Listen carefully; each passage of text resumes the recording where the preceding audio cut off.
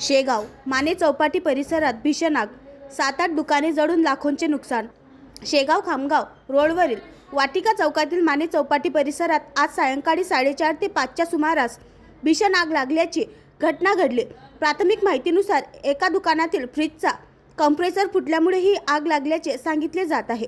आगीने काही क्षणातच भीषण रूप धारण करत परिसरातील सुमारे 7 ते 8 दुकाने आपल्या विळख्यात घेतली। या आगीत दुकानदाराचे लाखोचे नुकसान झाले असून अनेक वस्तू जळून खाक झाल्या आहे। घटनेची माहिती मिळताच शेगाव नगरपालिकेचे अग्निशमन दल तात्काळ घटनास्थळी दाखल झाले।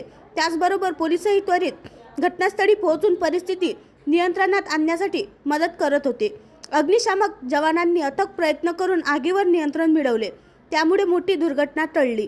सुदैवाने या आगीत कोणतीही जीवितहानी झालेली नाही, मात्र व्यापाऱ्यांचे मोठे आर्थिक नुकसान झाले असून परिसरात भीतीचे वातावरण निर्माण झाले आहे। घटनेचा पुढील तपास सुरू आहे। आणखी नवीन व्हिडिओ पाहण्यासाठी आमच्या देशमुख एक्सप्रेस न्यूज चॅनलला सबस्क्राइब करा, लाईक करा आणि शेअर करा।